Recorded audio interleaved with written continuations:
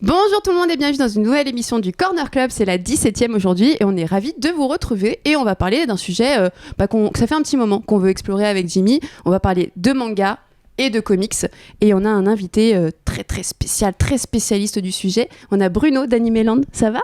Ça va très bien, bonjour à tous et merci pour l'invitation. T'es content d'être là ? Oui, ça va, j'ai reçu un bon cachet, donc en général... On paye les gens maintenant ? J'étais pas au courant, d'accord. Écoute, oui, on est... Ok, alors si vous voulez financer le projet, nous allons faire un petit Tipeee en dessous de la chaîne. Et du coup, comme d'habitude, on est à Jimmy, ça va ? Bah oui, ça va très bien. Comme tu l'as dit, c'est vrai que ça fait très longtemps qu'on voulait faire ce sujet manga et comics.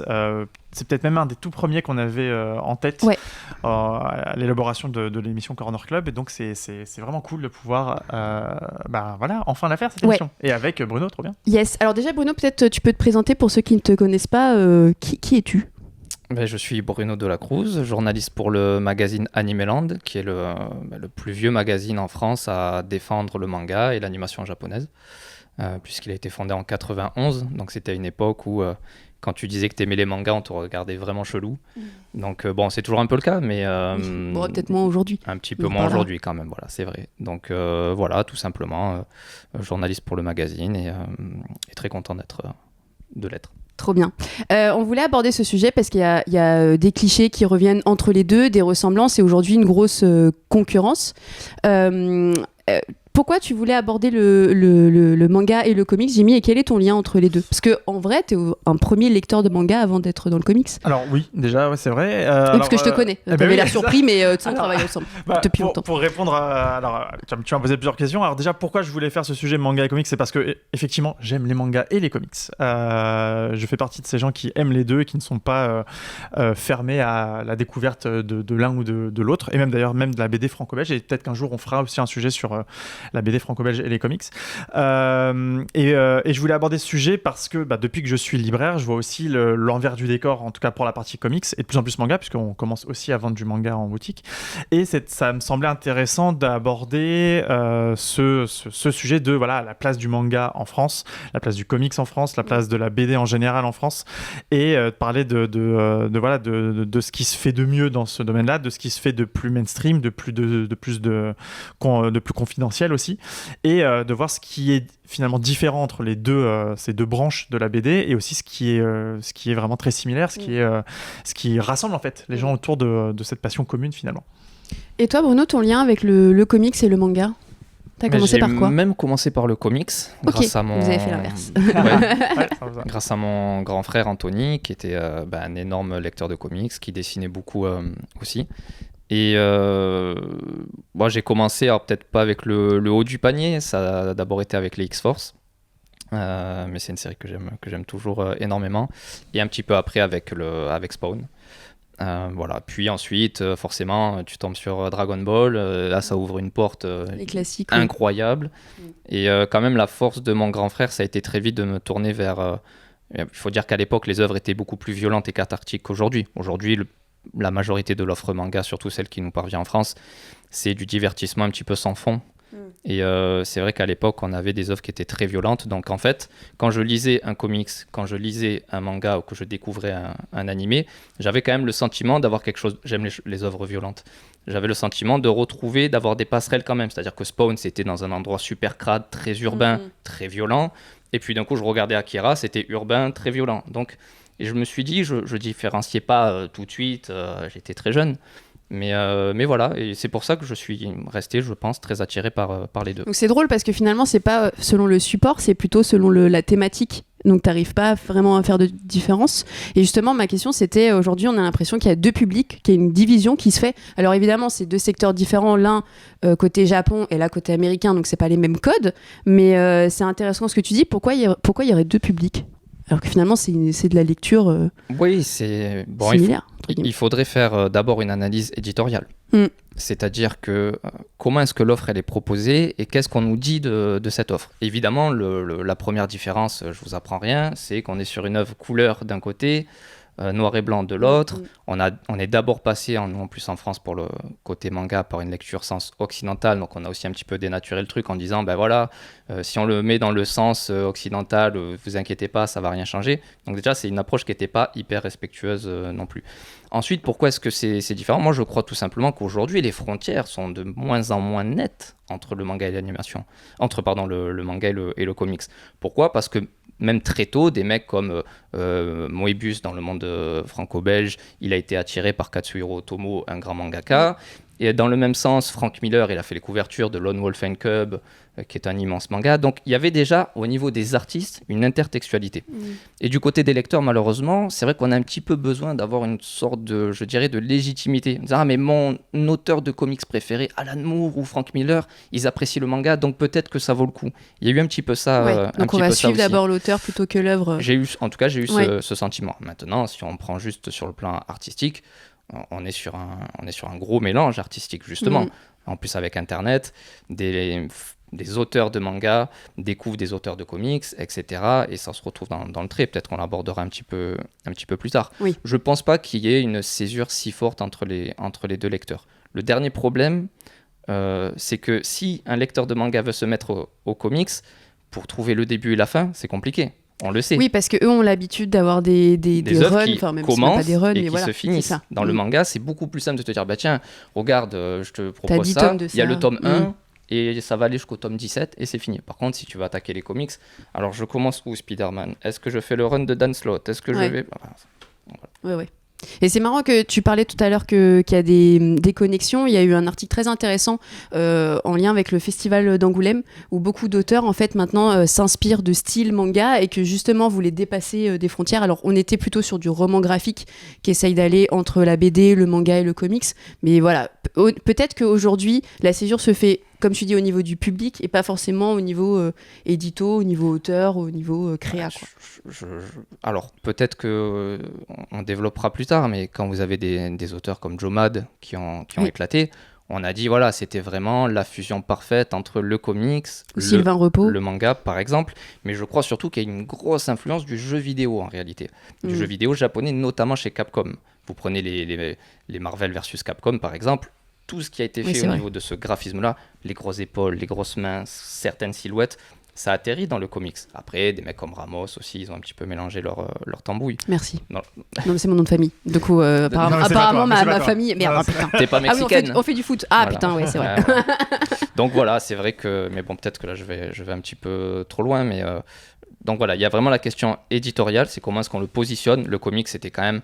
Hormis les dessins animés Batman, Spider-Man, c'était quand même un peu plus adulte, t'avais l'impression, alors que le manga, on te le vendait un peu... Passé la première vague, c'était quand même un truc d'ado, de jeunes, de super pouvoir. Et toi, Jimmy ? Bah, en fait, alors déjà, je rejoins complètement l'analyse de Bruno.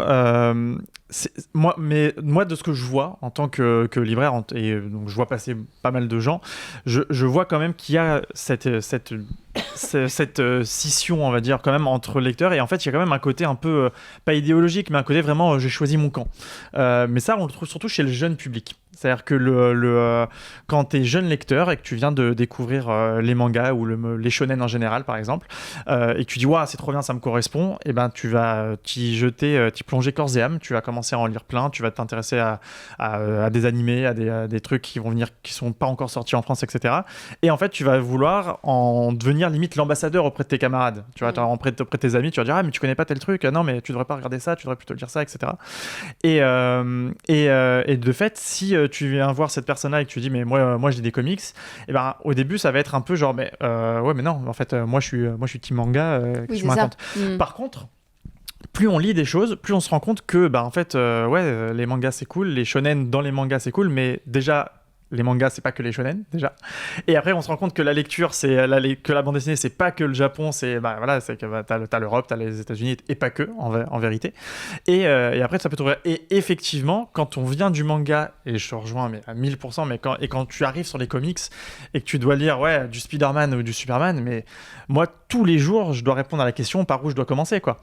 Alors que effectivement il y a rien de plus facile que d'attaquer un manga. Effectivement tu prends le tome 1 et tu vas jusqu'au bout. C'est très très rare les mangas qui ont des séries spin-off ou quoi. Il y en a évidemment, il y en a quelques-uns, mais c'est vraiment l'exception qui confirme la règle. Alors que le principe même du comic, c'est que officiellement, par exemple, pour rester sur l'exemple de Spider-Man, la série de 62 est toujours en cours. C'est-à-dire que quand un nouveau Spider-Man sort, à moins qu'il soit non canon, c'est l'énième numéro de Spider-Man de 62. Ce qui est incompréhensible pour le lecteur. Oui. C'est genre, merde, genre, j'ai 60 ans de lecture de retard alors qu'en fait, non, pas du tout.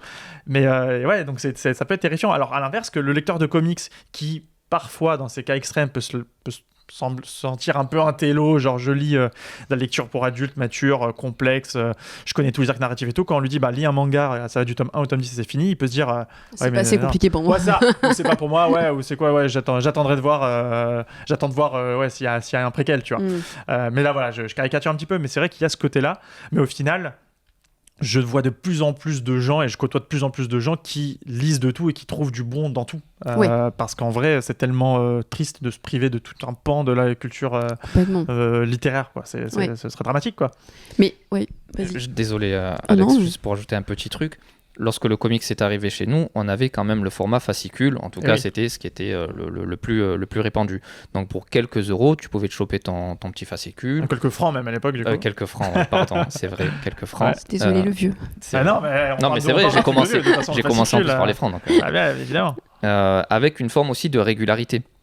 Aujourd'hui, un lecteur de manga il va préférer, entre guillemets, s'acheter 2 tomes manga à 6 ou 7 balles, peut-être que d'acheter un intégral, je sais pas, je prends un intégral Panini à 35 balles. 35 €, on peut aussi comprendre ça, alors qu'au tout début, quand j'étais gamin, les quelques francs que j'avais justement, je pouvais soit me prendre le Dragon Ball qui coûtait 18 francs version kiosque, soit mon petit Spawn ou mon petit X-Force qui coûtait vraiment pas grand-chose. Aujourd'hui, on est passé, alors c'est normal parce que la vente fascicule ne fonctionne plus du tout, on est quand même passé maintenant sur produits de qualité, sur l'intégrale, sur un beau livre. Et les comics augmentent aussi. Il y a eu des augmentations récemment chez Panini et Urban. En plus, avec la rupture des matières premières et du papier, laisse tomber. Mais donc voilà, il y a ça aussi à prendre en compte. Un gamin, quand il arrive, alors là, on parle que des gamins, mais c'est peut-être un petit peu plus compliqué pour investir. Tu vas te dire, oui, tu veux lire les X-Men, alors il faut acheter 35 fois 35 €. Voilà, c'est ça. Avec tes pièces, tu sais. Il arrive 1, 2. Donc, bon, alors que potentiellement, son petit manga, il sort 4 fois dans l'année, le One Piece.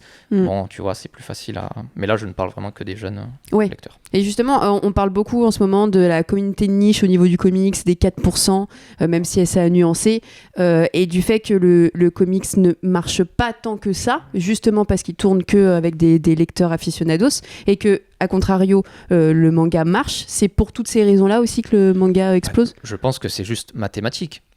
Aujourd'hui, vous savez, on parle du boom du manga, mais ce sont surtout les grosses séries qui en profitent.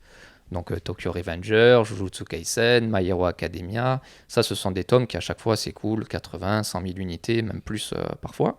Il sort 3 ou 4 tomes par an de ces séries-là. Donc c'est mathématique. Il y a 8 ou 9 séries très fortes, vous faites un calcul, forcément ça fait gonfler les chiffres de vente. Après quand vous allez sur des titres, des seinen, certains shoujo, alors shoujo j'en parle même pas, Pusher, parce que c'est un genre qui se vautre, là les ventes ne sont plus les mêmes. Donc c'est juste mathématique, c'est une régularité. On est sur des grosses licences, il sort plusieurs tomes par an, donc forcément ça fait des scores de fou. Sans parler de ce qu'on appelle le 360. C'est-à-dire qu'aujourd'hui One Piece, vous avez le manga, vous avez le jeu, les cotons-tiges, les chaussettes, les dessins animés, la serviette. Le merchandising tout autour. Tu peux vivre One Piece au quotidien. Même si ça te sort des yeux, tu connais le fil. Même si Naruto, c'est pas pour moi, tu l'as déjà vu. Oui, c'est vrai. Donc il y a ça aussi, c'est à prendre en compte. Et est-ce que tu comptes aussi le manga adulte, qu'on dit adulte, parce que moi j'ai bossé en librairie et on le catégorisait comme ça, avec Taniguchi Alors ça pareil, c'est toujours un petit peu...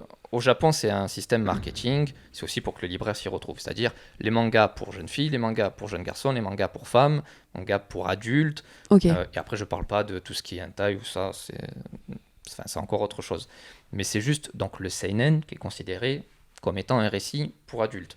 Parfois c'est moins adulte que des shonen sont parfois plus adultes que des seinen, ça il faut pas trop se laisser embobiner par ça, c'est juste pour que le libraire puisse un petit peu s'y retrouver. Malheureusement Taniguchi, ça a été, pour moi, là c'est strictement personnel ce que je veux dire, c'est excellent Taniguchi, très très fort. Mais on a souvent dit, ouais, t'aimes la BD, bon tiens, ça en manga, essaye, tu verras, parce qu'on est sur une porte d'entrée qui va un petit peu rassurer, parce qu'il a des influences BD Taniguchi. Pour moi, c'est une très mauvaise idée de faire ça. Je comprends la démarche, mais c'est une très mauvaise idée. Au contraire, va sur une découverte, va sur un choc, va sur un truc, tu dis, oh, putain, ah oui, c'est ça le... Une cassure ouais, mais entre ça, c'est les deux. strictement Je personnel. comprends. Hein. Mais en fait, t'as entièrement raison. Mais le truc, c'est que moi, encore une fois, je le vois et j'ai souvent eu affaire à des personnes qui me disaient, voilà, mon fils, mon frère, ma copine ou quoi, ne lit que des mangas. J'ai envie de mettre cette personne sur un comics, mais j'aimerais un truc un peu qui fasse transition. Et souvent, moi, ce que je propose, c'est le côté, justement, si veut l'intéresser aux comics, faut montrer ce que c'est un comics pur jus, quoi. Un truc qui n'est pas un hybride, un truc comme ça. Et en vrai, c'est vrai qu'il y a ce côté rassurant. Peut-être parce que déjà l'objet lui-même vaut plus cher que juste un tome 1 d'un manga. Peut-être qu'il y a aussi l'aspect financier. Mais c'est vrai que souvent, les gens vont préférer un truc un peu plus qui va être un peu plus manga dans l'esprit. Je sais pas, un exemple qui me vient en tête, c'est genre un Deadpool, un truc comme ça, qui va être sous certains aspects très manga, sachant qu'en plus, si je dis pas de bêtises, il y a bien un manga Deadpool en plus. Voilà, c'est ça. Donc voilà, il y a ce genre de passerelle facile, mais c'est vrai que toute la classification qu'il y a sur les mangas, c'est quelque chose qu'on n'a pas forcément d'ailleurs dans les comics. On va avoir des tentatives avec les Black Label et compagnie, mais c'est beaucoup, ou les kids, voilà, les kids, ou des fois t'as des trucs en kids où tu dis bon bah attends, kids 10 ans jusqu'à 16 ans, parce que 16 ans t'es plus, enfin c'est un peu chelou. Mais ouais, effectivement, toutes les frontières en fait sont bien moins définies que ce qu'elles semblent. Et c'est en ça que ça rend aussi le truc passionnant, c'est que vraiment à tout moment tu peux tomber sur des trucs incroyables alors qu'on t'a pas forcément conseillé ce truc-là en fait, tout simplement. On va parler un peu du fond. Il y a quand même des stéréotypes, des clichés qui reviennent, que ce soit... Non, tu vois pas au niveau des filles, dans les mangas, la féministe, elle est chiante.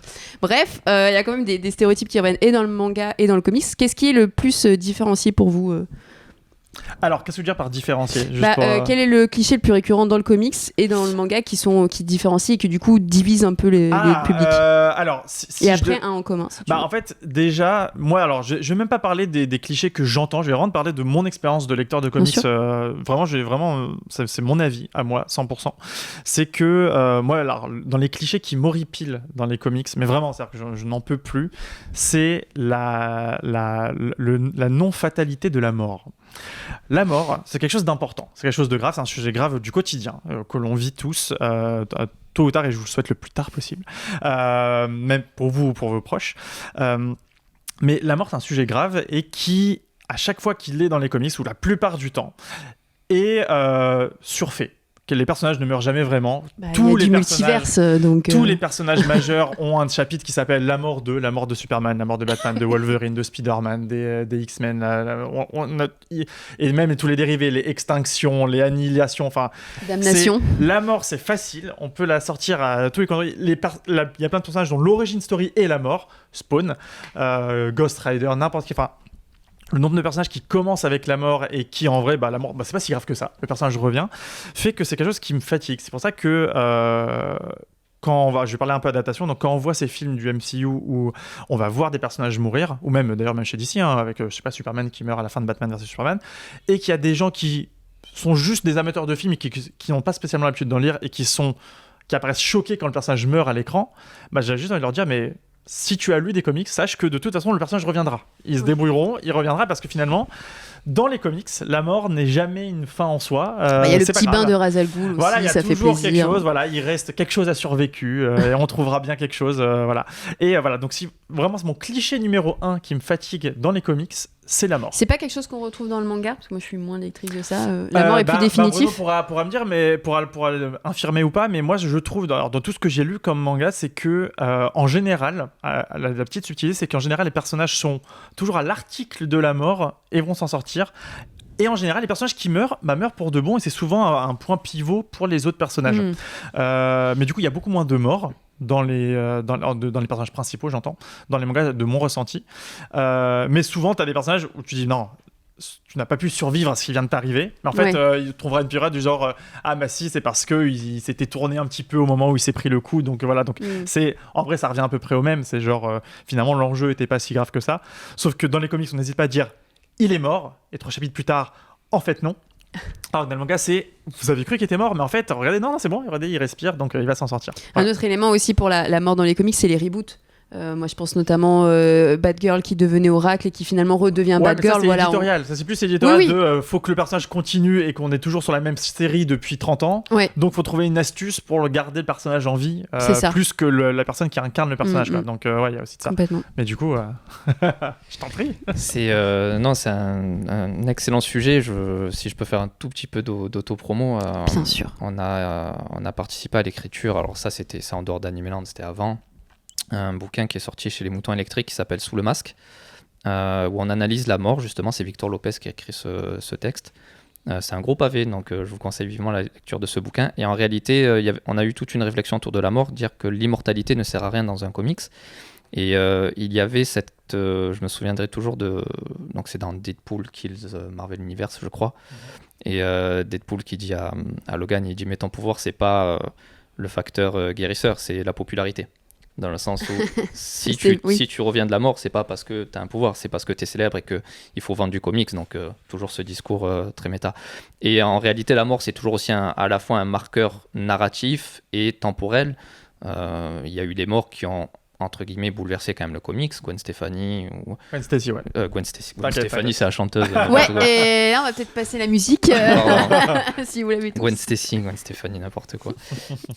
Pour le manga, c'est très vrai ce que tu disais, dans le sens où quand tu es à la frontière de la mort, tu te surpasses, devenir plus fort, se relever. On est un peu sur le cliché, le Japon c'était un pays en déclin, il fallait relever un petit peu cette jeunesse. Donc, montrer une force. Voilà, tu deviens plus fort quand tu es... dans l'adversité. Voilà, dans l'adversité. Après, ça a vraiment été un marqueur temporel, dans le sens où quand tel ennemi meurt, on passe à un nouvel arc.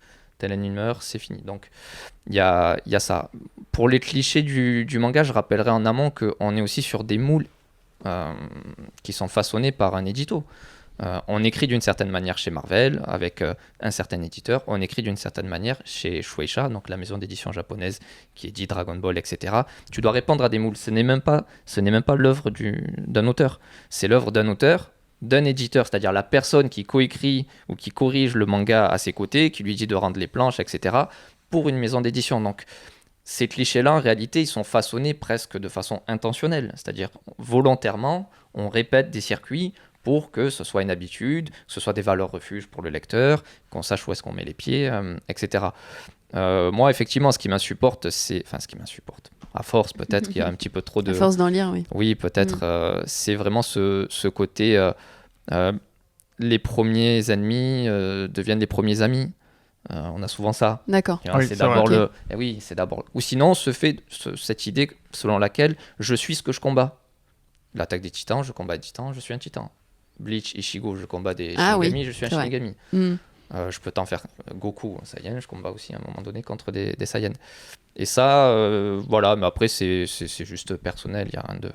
C'est pas mauvais en soi, c'est juste que peut-être... C'est ça, c'est-à-dire que c'est pas que ça ne fait pas des œuvres de mauvaises œuvres, celles qui utilisent ces ressorts-là, c'est juste que quand on a l'habitude d'en lire plein, on voit les ressorts, tu vois. Et à partir du moment où tu vois les fils ou les rouages du truc, bah, t'es moins surpris, t'es moins embarqué.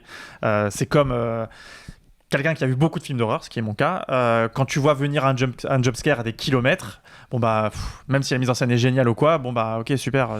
Oui. C'est pour ça que là, ce que je racontais, c'était surtout vrai pour les shonen du Jump, donc du Weekly Shonen Jump. Et quand vous avez une œuvre comme Chainsaw Man qui arrive, elle est vraiment à la marge de ce qui se fait, dans le sens où, alors je sais pas si vous l'avez essayé, je sais pas si vous l'avez lu, moi c'est un titre que je vous conseille vraiment parce que il est à la fois très conscient de ce qu'il est, et surtout ça va à l'encontre de tout ça. C'est-à-dire que c'est plus un héros qui, comme Goku, Naruto ou Ichigo, veut sauver le monde. Tout ce qu'il veut, c'est toucher une paire de seins, manger un petit déjeuner. Et là, on se dit, mais attends, dans le Weekly Shonen Jump au Japon, on te sort une œuvre comme ça qui va à l'encontre du message positif, collectif, etc. Donc il y a ça. On attend en fait... on attend des tremblements de terre un petit peu éditoriaux comme ça pour nous secouer et nous sortir un peu de ces clichés qui au bout d'un moment... Et en vrai, si tu dis que c'est attendu, parce que c'est pas attendu que par toi ou moi, c'est attendu par beaucoup de gens, c'est qu'en vrai, le lectorat est pas stupide. C'est-à-dire qu'au bout d'un moment, il se dit ok, c'était vachement cool ce que vous avez fait, mais voilà, surprenez-nous, quoi. Sortez-nous un peu des sentiers battus, montrez-nous des choses. Voilà, mais du coup, je pensais à un truc par rapport à ce qu'on disait sur la mort, justement. C'est que finalement, quand tous ces personnages qui meurent et qui reviennent, on a. En fait, en vrai, on a ça aussi au cinéma, tu vois. C'est vrai que c'est pas spécifique aux comics, au manga, c'est pour ça que je veux dire que c'est vraiment pas un cliché vraiment propre aux comics. C'est que, je sais pas, tu prends une grande licence comme Harry Potter, combien de fois il aurait dû mourir et même il meurt et il revient, et non, c'est bon, il n'est pas vraiment mort. Et pareil, le méchant, il est mort, mais il n'est pas vraiment mort. Et voilà, donc on a ces choses-là, pas que dans le comics, mais c'est vrai que voilà, pour rappeler, voilà, moi, c'est vraiment mon ressenti personnel par rapport à un comic, c'est voilà, auteur de comics, si vous faites mourir un personnage, qu'il meurt. Ça, lisez Watchmen. Ouais, c'est ça. Tout à l'heure, tu parlais de positif et justement, j'avais fait un petit sondage sur les réseaux en mode comics vs manga, qu'est-ce que ça vous inspire? Et on m'a fait la remarque, moi, je lis plus de mangas parce qu'il y a de l'humour, parce que ça me fait du bien. Et en parallèle de ça, il y avait eu un article, alors je sais plus, mais sur un média assez public, Le Monde ou je sais pas quoi, qui disait le manga fait beaucoup de bien, est un peu un anti-dépressif pour certaines personnes. Est-ce que c'est aussi une des différences entre le comics et le manga qui explique sa popularité aujourd'hui? En tout cas, ce qui est sûr, c'est que les éditeurs n'hésitent pas à parler de récits feel-good. Et sur certains mangas, on a beaucoup de... Il y a même ce qu'on appelle le yashikei, par exemple, qui est un récit apocalyptique, mais agréable. C'est-à-dire, donc je vous invite à regarder, par exemple, Escala Yokohama, à lire Escala Yokohama. Donc c'est un monde post-apo, tout est détruit, et c'est une fille qui est avec son petit scooter qui fait le tour du monde, mais il fait beau, on s'arrête, on mange un petit croissant, et c'est agréable, et c'est très paradoxal en fait, alors que le monde est en train de mourir. Il y a vraiment des titres, pareil, tout à l'heure on parlait de shonen, de seinen, etc. Vous avez les yonkoma au Japon, qui sont des mangas en 4 cases humoristiques, parfois avec un humour un petit peu plus acide. Strip, comme on peut avoir en BD franco-belge, ouais. En France, ça marche pas du tout parce que c'est vraiment très, très typique, c'est très spécifique. Mais il n'y a pas un manga sur les nouveautés, il y a toujours des titres où il y a toujours des petites vannes, où il y a toujours des trucs un petit peu pour relativiser ce qui vient de se passer, même quand il y a une scène très violente, avec la mort d'un personnage par exemple. Il y a toujours des soupapes un petit peu comme ça de décompression. À titre personnel, c'est quelque chose pareil que je regrette un petit peu. Mais oui, il y a beaucoup de comédies. En ce moment, ce qui explose dans le marché français, c'est la rom-com, donc la comédie romantique. T'en veux, il y en a, mais il y en a pour tous les goûts. Donc voilà. Ton avis un peu sur l'humour Alors, globalement, c'est sûr que de toute façon, en fait, qu'est-ce que cherche un lecteur? Un lecteur, quand il veut lire une œuvre de fiction, à mon sens, ce qu'il veut, c'est se sortir de son quotidien. Ok. Et en général, quand tu veux sortir de ton quotidien, tu as envie de lire quelque chose qui te détend, en tout cas qui te fait t'évader ou qui te fait penser à autre chose. Donc en général, quelque chose qui, selon ton ressenti de ta vie, qui est mieux que ta vie, on va dire. Donc tu vas lire des histoires sympathiques ou alors des histoires où ça va mal, mais en vrai, les héros sont tellement forts que ça finisse bien. Voilà, il faut peut-être pas forcément le happy end, mais c'est sûr qu'un petit happy end, ça permet d'éviter après avoir besoin d'un gros câlin pour se sentir mieux après la lecture, quoi. Donc je me rends pas compte, effectivement, j'ai commencé effectivement à voir de plus en plus les mangas rom-com, donc je les vois commencer à apparaître, donc je me dis oui, il y a peut-être un truc qui se passe de ce côté-là, sachant que côté comics, pas vraiment. C'est-à-dire que voilà, si si quelqu'un vient en me demandant est-ce que je voudrais un comics drôle, je peux lui en citer 3-4, mais ça ira pas beaucoup plus loin. Après, t'as plutôt des personnages drôles. On dit souvent que Deadpool est drôle. C'est ça, tu vas avoir une série sur lui, mais en vrai, le truc, c'est qu'une série centrée sur un personnage drôle, si tu n'accroches pas à l'humour du perso, tu vas t'embêter très rapidement et tu vas trouver ça lourd très très vite, quel que soit le type d'humour en fait. Même un humour très potache, alors évidemment, un humour potache peut rapidement être lourd, mais même un humour très sardonique, très cynique, au bout d'un moment, tu veux dire c'est bon. Moins de blagues, avance dans l'histoire, quoi. Ouais. Et c'est vrai que le comics est moins pensé comme une histoire de feel good qu'une aventure, une histoire d'action, par exemple. Le comics, en général, c'est plus action, plus aventure. Un road trip. Voilà. Mais c'est vrai que des comics humoristiques, j'en ai pas vu passer 50, en tout cas sur les parutions françaises, ce qui sort en France. C'est pas ça. Pour le coup, la franco-belge est très forte pour ça. Oui. Si tu veux de la BD humoristique, le franco-belge, t'en as des palettes entières, il n'y a pas de problème. Tu voulais rajouter quelque chose ?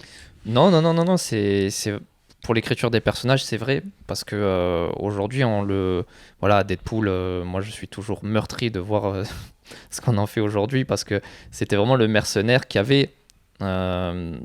c'était un tchatcheur, il était provocateur, mais c'était pas un guignol. Et je suis un petit peu triste de voir qu'aujourd'hui, il est devenu un petit peu trop guignolesque. Tu voilà. parles dans les adaptations cinématographiques ou aussi dans les comics même dans les aujourd'hui? comics, En vrai, c'est même plus dans les comics que dans la représentation cinématographique. En fait, maintenant, c'est même pas qu'il est guignol, c'est qu'il est devenu cartoonesque. C'est vraiment, tu vois, il va être représenté en train de tirer avec ses flingues, mais il en sort des flèches ventouses, tu vois. Alors qu'avant, effectivement, au début, Deadpool, il va te placer une blague, mais en même temps, il t'a mis une grenade dans la tête et tu vas mourir. Quoi. C'est pas. Puis il était sale. Bon, c'est pas une émission sur Deadpool, désolé. Non, mais c'est marrant parce que là, aujourd'hui, il va y avoir le Deadpool qui sort chez Panini et qui caricature Demon Slayer. En tout cas, au moment de la sortie de l'émission, il sera déjà sorti. Ouais, sorti. Et qui va même un petit peu tacler l'otaku, donc le fan hardcore d'animation ou de manga. Et ça, par contre, c'est intéressant parce que l'humour Jap est très référencé, en fait. C'est vraiment, on va te citer, je sais pas, on va te citer les œuvres que tu aimes, on va critiquer les œuvres que tu aimes, on va se moquer un petit peu de toi. C'est parfois même politique aussi dans le fond, donc c'est très méta, et c'est un truc que Deadpool sur lequel il a pas mal surfé. Mais voilà, j'ai perdu le fil de ce que je voulais dire. Mais donc tu parlais des personnages, l'écriture de personnages. De personnages. Oui, et après tu t'es perdu dans Deadpool parce que tu es très énervé de ce qui se passe actuellement. En fait, c'était juste pour faire le parallèle entre un personnage, il appartient même plus à son créateur, il passe entre différentes mains. Voilà, c'est ça que je voulais dire. Et que maintenant, quand on dit c'est qui ton personnage préféré, je sais pas si c'est Batman. On parle de scénariste. Voilà, on parle de scénariste, pareil. Comme ça, c'est quel Batman? Parce que, exactement. C'est ça. Ou parfois, ça peut être peut-être même d'un dessinateur. Moi, celui de Jim Lee, bon, c'est parce qu'il est sur mon t-shirt. Celui de Jim Lee, je l'aime bien, mais je préfère quand c'est un tel qui l'écrit. Ouais, mais Hickman, tu préfères. Enfin, donc voilà. Alors qu'en manga, ça n'existe pas vraiment, quoi. Oui, en fait, les auteurs ont la propriété aussi. Alors après, les droits leur appartiennent pas toujours, c'est à la maison d'édition. Mais parfois quand ils sont trop vieux ou qu'ils en ont vraiment marre et confient ça à quelqu'un d'autre parce qu'il faut faire vivre la licence, genre Dragon Ball par exemple.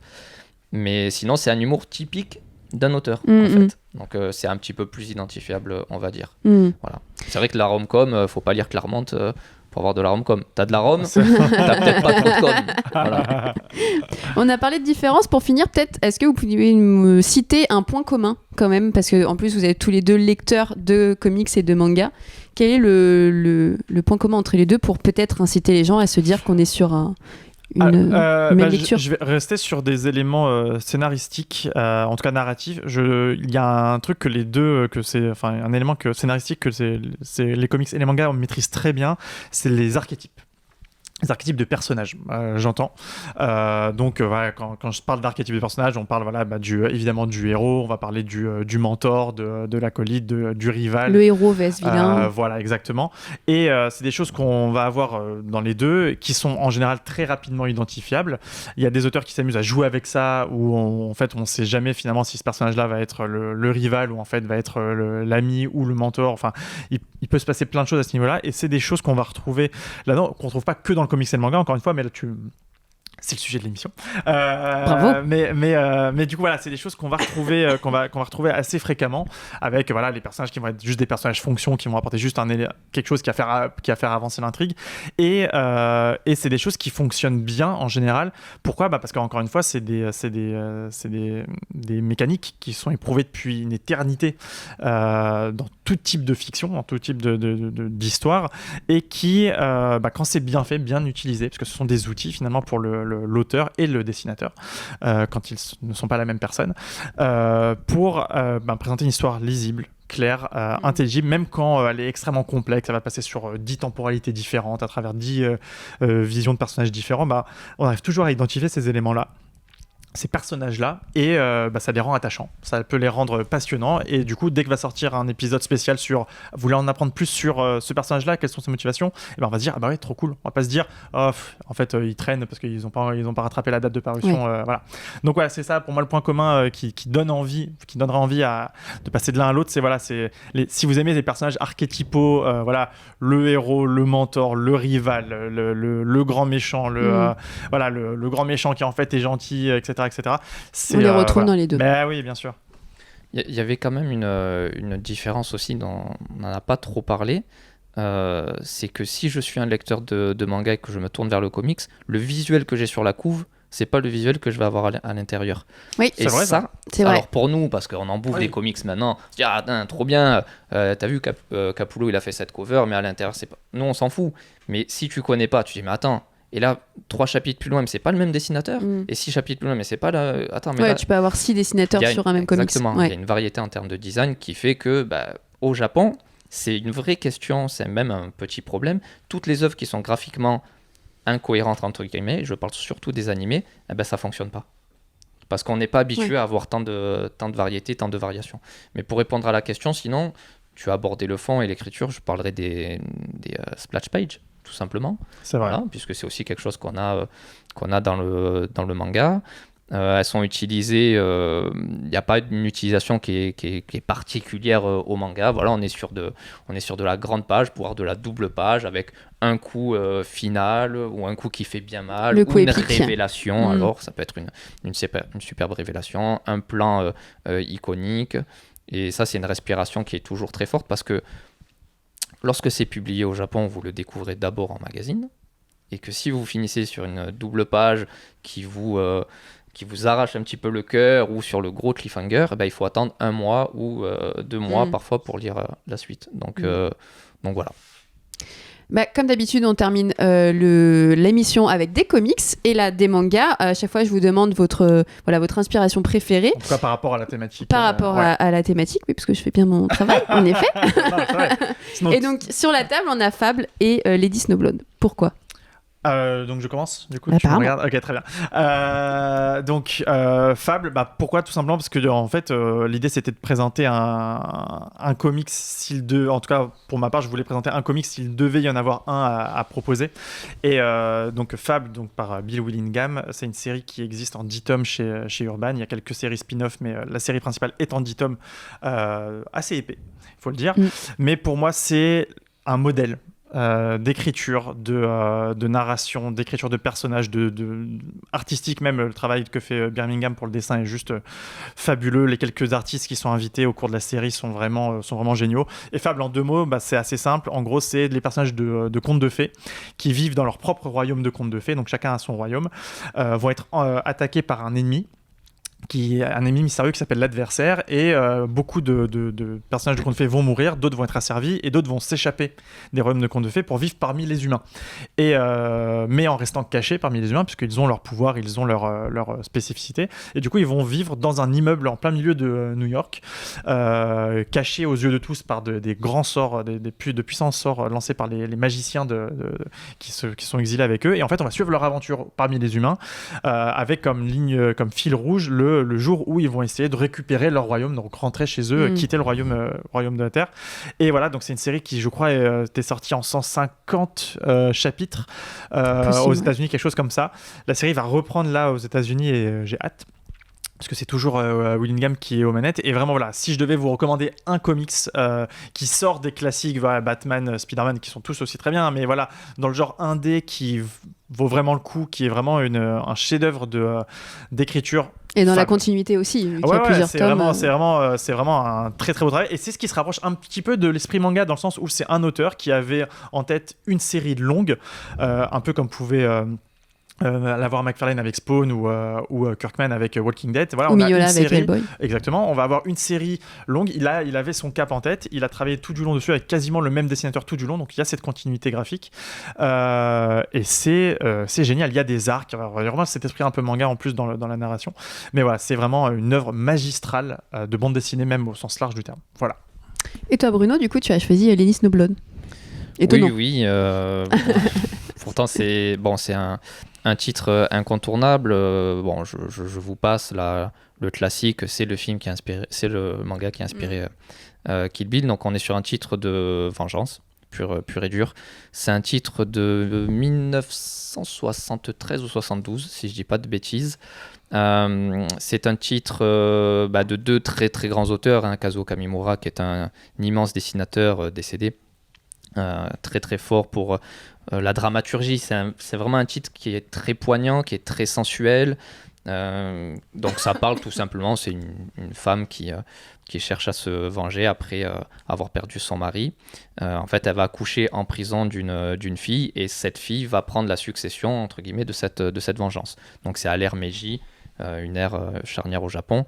Donc voilà, c'est quelque chose de très froid, de très sensuel, de très violent. Graphiquement, on est sur quelque chose de presque mystique, avec des fonds perdus, avec des respirations. C'est vraiment, vraiment un titre très, très fort. Et je vous conseille de le lire parce que ça fait partie des titres, ce qu'on appelle un peu le manga patrimoine, d'une certaine manière. C'est comme si c'est un grand classique en fait à lire, voilà, tout simplement. Et je crois que ça passe par là pour se forger une culture. Et en France, c'est vrai que hormis les très très grands noms, ce genre de titre souffre en termes de vente.